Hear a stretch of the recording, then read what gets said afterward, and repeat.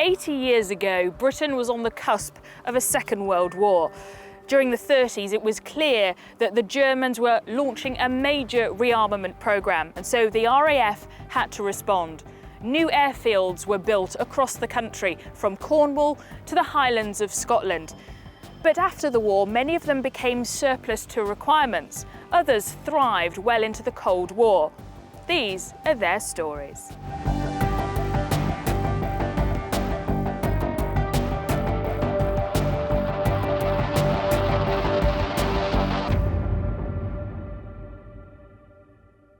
RAF Hethel in Norfolk was home to an American bomb group in the 1940s, but 80 years later, it's got a very different use today. RAF Hethel, at its heart the old runway, the launch pad for vital missions during World War II.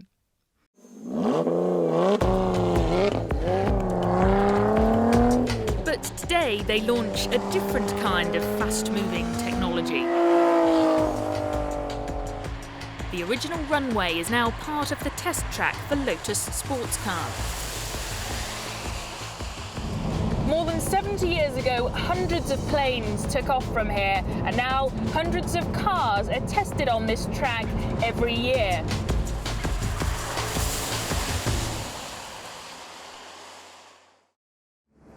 American air power made a daring but costly attack upon the Romanian refineries. RAF Hethel was home to an American bomb group, the 389th, known as the Sky Scorpions. They were part of dangerous missions like this one, attacking Romania's oil fields, which supplied much of Germany's fuel. 8 months later, this attack was followed up by a systematic campaign of destruction from Italian bases. From the air, you really get a sense of how big this place is. The site is 55 acres, and that excludes the land taken up by the test track. So, now that we know what the old runway is used for, just how much of RAF Hethel is left here in 2018? Let's take a look around.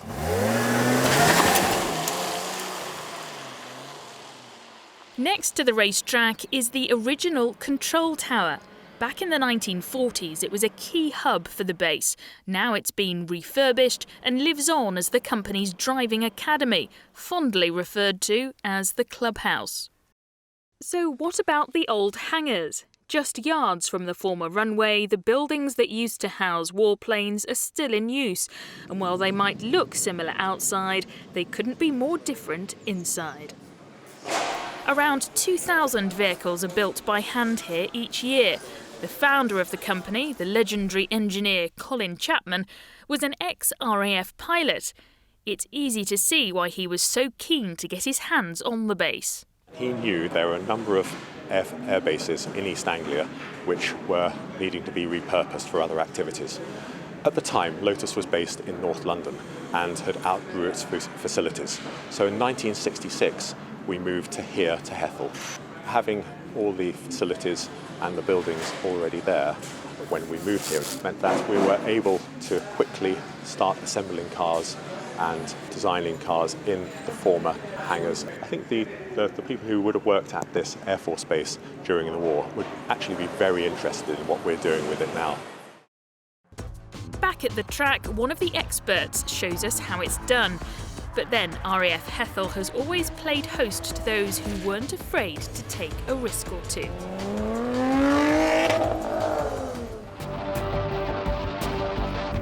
Thousands of air crews were risking their lives throughout World War II, and at RAF Elvington in Yorkshire, many of the personnel serving there were French, forming a significant part of this Bomber Command station. It was the nerve centre of RAF Elvington during World War II, and today the original control tower remains. Peaceful now and part of the Yorkshire Air Museum, but scroll back to 1944 and things couldn't have been more different. Thousands of air crews were risking their lives day in and day out, including many French personnel who formed a significant part of this Bomber Command station. The footage taken from this documentary made by the French in 1944 has allowed the museum to recreate the control tower almost exactly as it was. Stand by for engine startup. Roger. Fuel box on. Ignition switches on. Contact. Starting port in and out. Although the personnel aren't quite as animated as they were back then, the level of detail is impressive. From the radio operators waiting for planes to come back, to the chalkboard timetable of planes leaving and arriving. Many of the items here are also originals. Elvington particularly was involved in the pre-D-Day attacks in order to soften up the beaches before of the Allied landings. It was part of the bombing offensive in order to cripple German war production. They were young men. In old age, they often tell me if they knew what they knew then, they would never have stepped in an aeroplane. The 7-man crew of the Halifax were brothers in arms, very much so. They lived together, they fought together, and in many cases, 50% almost, they died together. Ian is giving me a tour of the site, and he's dusted off his armoured ferret vehicle especially. Once I've got comfortable in the gunnery seat, it's time to head over to explore one of the jewels in the crown of the collection here. At its height, RAF Elvington was home to more than 2,500 personnel during World War II, and of those, more than 2,000 were French. Many of those crews were flying Halifaxes, just like the one Ian is about to show me. Friday the 13th is the only complete example of a Halifax Mark III in the world. So why is it called Friday the 13th? I think the idea is that you do the opposite of what you hope for, and hopefully it doesn't happen to you. So you'll see there's an upside down horse's hoof and all sorts of unlucky symbols based on the fact that if you put across too much unluck, you know, the opposite will reign. Getting in it is not the easiest, and especially when you consider that they were wearing their Mae West life jacket, their big boots, you know, it got down to -40 degrees, there was 3 layers of clothing, a parachute. Getting in and out of here was not the easiest. Every occasional aircraft carried a live pigeon, so that after the bombs were dropped, the pigeon was released, so that even if the bombers didn't get home, the authorities back in England would know that the mission was successful. Oh, great, and so it would just go straight back to That's right, yeah, base. yeah. And of course, if they crash landed, it was fresh food. So this is where the bomb aimer would sit. A lot of the early raids were very heavy on RAF personnel, and 77 Squadron based here, the first one, lost nearly 600 airmen just in a few months. So it was moved out, and the 2 French squadrons came in here in early 1944. Elvington was known as Petit France. Really interesting that there were so many French combatants in this one place. When you read their stories or you talk to them, they knew exactly why they were here. They were here to rid their French streets of German soldiers, and they were willing to sacrifice their lives for it, and many did. Those who served here couldn't have known that decades on, their stories would be so closely followed and celebrated. This museum ensures their sacrifices will never be forgotten. For many of these bases, the end of World War II saw a decline in their use, but for RAF Upper Heyford in Oxfordshire, things couldn't have been more different.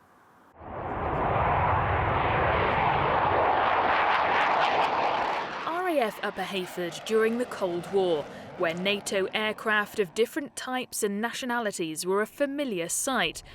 Upper Heyford was one of the largest US Air Force bases in Europe at the time. It housed the bombers that carried NATO's intermediate-range nuclear weapons. Before that, it had been home to American troops who had arrived in Bicester in the 50s. Ultimately, there was a US presence for more than 4 decades.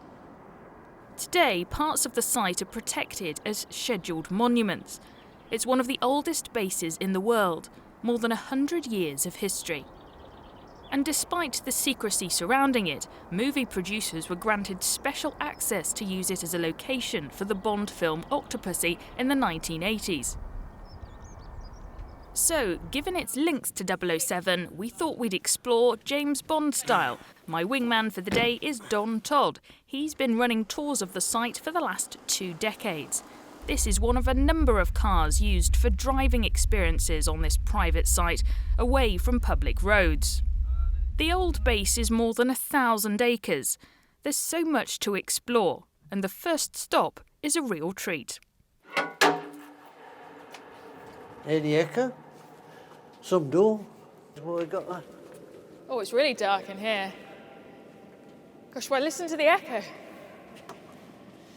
You looking for the light switch? Let me just...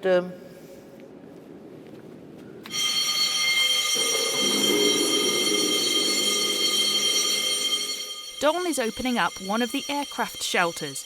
F-111s were permanently armed and located in quick reaction alert areas like this one. This is where the planes were kept on readiness for takeoff of the mission. So they were on standby, Standby. on complete alert. Yes. This is where they were. Yeah. Those doors would open and they'd be sent off. Yes. And the artwork is great on the back there. What's that? That is a depiction of the squadron sign. Roll of the dice, they called them, the 55th Squadron. Yeah. So that's depicting the fighting 55th, they called them. This area has continued to attract Hollywood A-listers. The owners of the site get regular requests from producers. One of the latest movies filmed here was Wonder Woman. It's a big fighting scene in which they use most of the quick response area, this area. They use some of the hangars. She had a massive fight defending and saving the world at the very end of the movie. So yes, it was the save the world scene.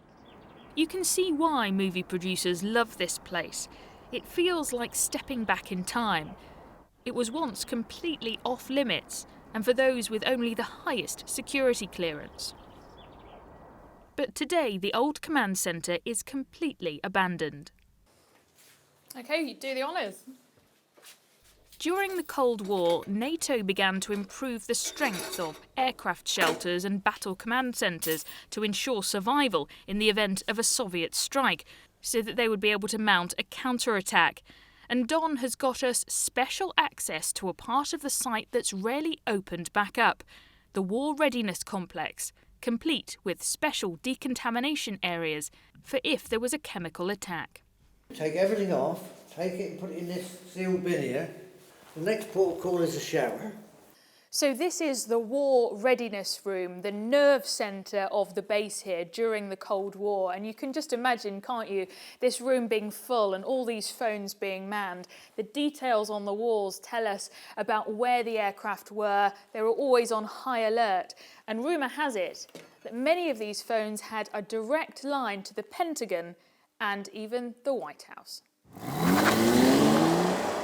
Many businesses coexist here, and some of them attract people with a special connection to its past. So you get lots of American pilots that come along that used to fly from here and are keen to drive their old runway again, which is lovely just to see the expressions and what enjoyment it brings for them. There are plans for a heritage centre on the site so more can learn of its top secret past, allowing its stories to live on into the future. Not every RAF base was home to Halifaxes and Spitfires. RAF Bawdsey in Suffolk was home to a research team whose work proved vital in achieving victory in World War II. No runways, no control tower, but this was one of the most significant RAF bases in the world. It was where much of the work was done on the development of radar. RAF Bawdsey in Suffolk was where Sir Robert Watson-Watt and his team did much of their research. Bawdsey Manor was built in the late 1800s by Sir Cuthbert Quilter, a wealthy businessman who went on to become an MP.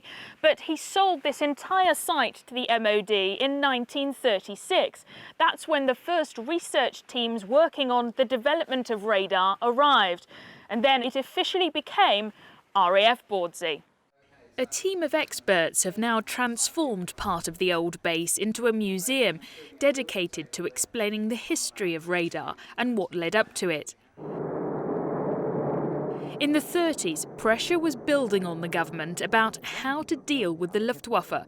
All kinds of ideas for new weapons were being looked at. The government put forward a suggestion to try and find an idea how they could generate a death ray to take down pilots of incoming enemy aircraft. And sheep were put forward as a test case. If someone could kill a sheep at 100 yards, you would win £1,000 at that time, clearly a lot of money. Nobody managed to do it, so no sheep were harmed in that experiment. So once that clearly failed, it was realised that there was no way you could get enough energy to actually generate a death ray of any meaningful way. So they looked at other alternatives, and Watson Watt and his team came up with this idea of detecting aircraft by reflection of those radio signals, and that's the start of this story of radar. Employing microsecond pulses from a radio transmitter, with a nearby radio receiver pick up a radio echo, reflected from an aircraft. This formerly classified information film showed how the system worked. The real birth of an effective radar system, and I was interested in nothing less than an integrated system, dates somewhere within February 1935. Much of the key work was done here in this transmitter block. This is where the power was distributed to the radar transmitters. We have the incoming power there and the two transmitters A and B. The pulse was sent from this site. This was then plotted, and that information was sent to headquarters, and they then alerted aircraft from other airfields and launched them. We were outnumbered, about 4 to 1 in the number of aircraft we had. So had we not had radar, the planes would have had to travel backwards and forwards searching for the enemy aircraft. We would have been searching for a needle in a haystack. This is one of the first sites that was built.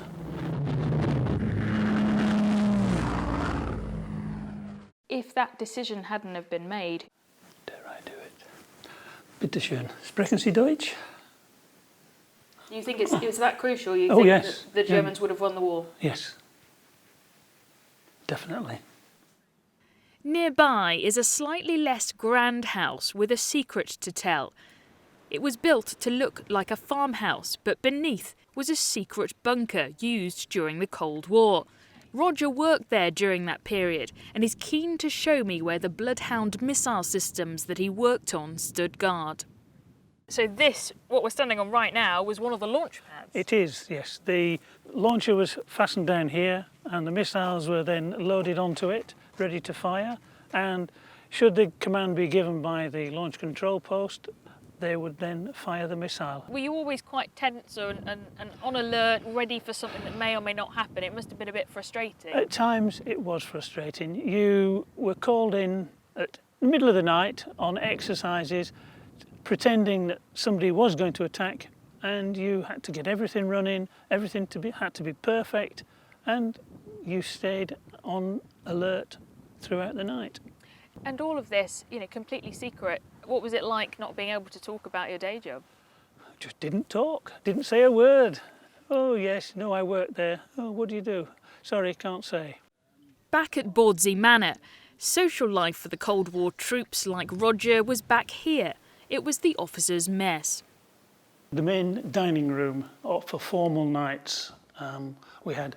But when it was home to Sir Robert Watson Watt and his research team, there was one room in particular that was important. Right, Sean, this is the leather room. Roger is showing me Sir Watson Watt's old office. Just being in this room, knowing what was developed here, it's incredible, isn't it, how important it was? It was very, very important. Robert Watson Watt, who was the starter, shall we say, he had the ideas, but he was the team leader. There were lots of other people involved in the actual development of the radar. With such a rich history, its present couldn't be more different. It's now used for residential holidays for kids. The whole estate that we've got is 144 acres. We're operating in a small area of that, and we've built 20 different activities for the children to go on. And while the children are here to be active, they are always encouraged to learn about the history of radar. We tell them what radar is, because it's amazing how few children know what radar is, and luckily we've got the museum there that explains it very well, very clearly, and we want children to go and see that and understand why this building's so important. It means a lot to a lot of people, so we are the latest chapter in that. We want to be part of that. From World War II to the Cold War, RAF Bawdsey played a significant role in Britain's military history. Parts of it may now be derelict, but the museum is a lasting legacy to the story of radar, how it saved thousands of lives, helping to win the war.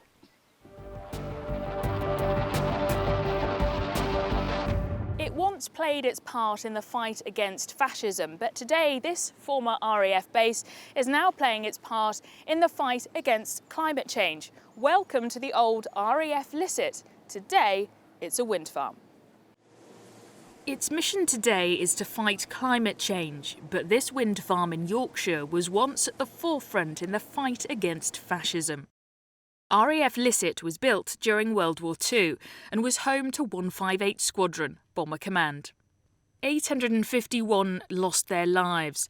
Today, their names are etched on this memorial overlooking the turbines. Jill's father served there and survived. Well, the structure of this memorial is very significant in that, viewed from one side, the crew is walking away as if boarding their aircraft for a mission. Viewed from the other side, they're returning home. Her father flew 33 missions and was awarded the Distinguished Flying Cross. I have brought his citation here, which tells us a little bit about it. Fantastic. I can share this with you if you wish. Yes. Flight Lieutenant Strange has been 4 times to Berlin, once to Leipzig and twice to Dusseldorf and to many of the Ruhr areas. Latterly, he has further assisted the work of the squadron in the capacity of an assistant flight commander and has given generously of his time and knowledge in the training of crews new to operations. What an incredible man. It's wonderful, isn't it? You must be so proud. I am, yes, yeah.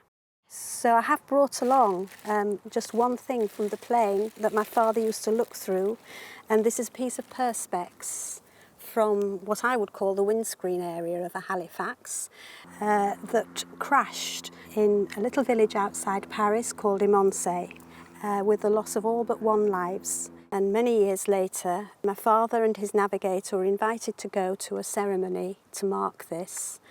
And he was invited to choose a piece of wreckage. And he chose this, which looks like nothing at all, but it's what he used to look through. And why did he pick this particular piece?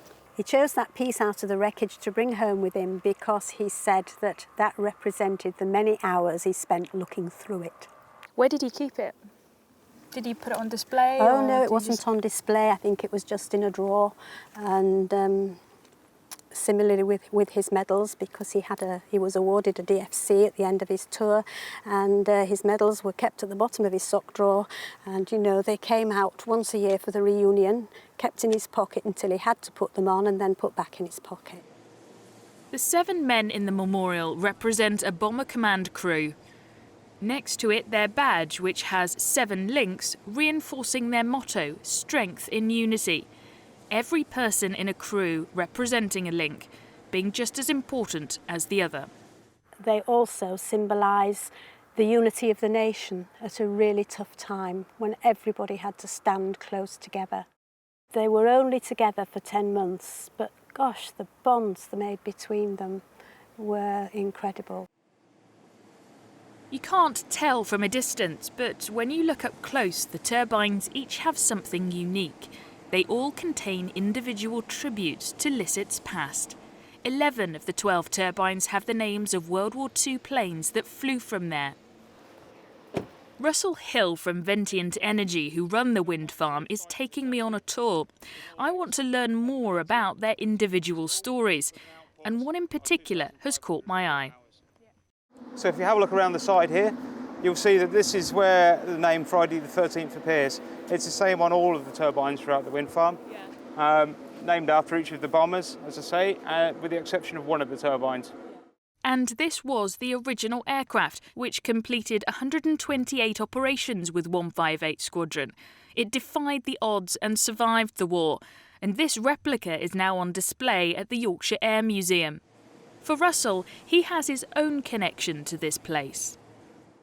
Personally, myself, I'm ex-forces. I was in the Navy, my father was in the RAF, he served in Aden. It's a very fitting memorial.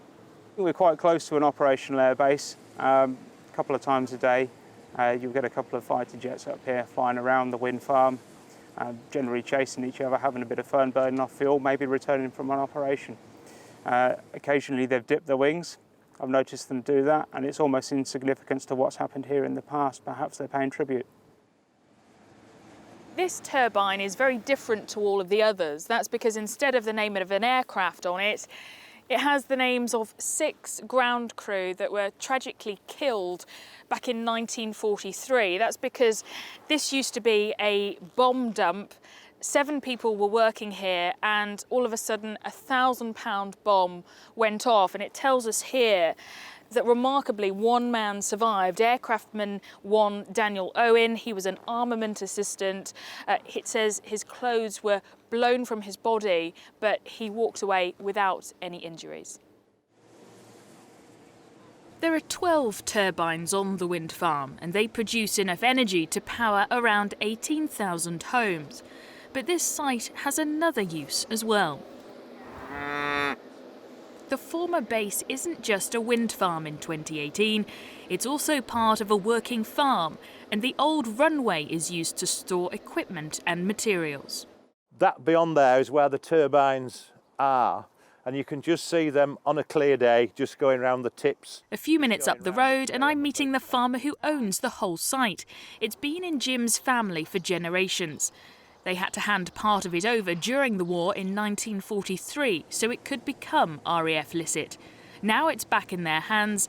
They are proud of what happened here. We're the caretakers of something until the next generation. So we try to instill upon our family what happened or whatever. So I think it's just there as memories, isn't it? Without them, we wouldn't be here, I don't think. As the sun sets on Licit each night, there is something really special about the way it highlights the memorial to 158 Squadron. That painful chapter is now over, but the memory of those who served here will live on. The remains of these airfields give us a window into the past, to the RAF's finest hour, each of them preserving the sacrifices made, so their stories can continue to live on.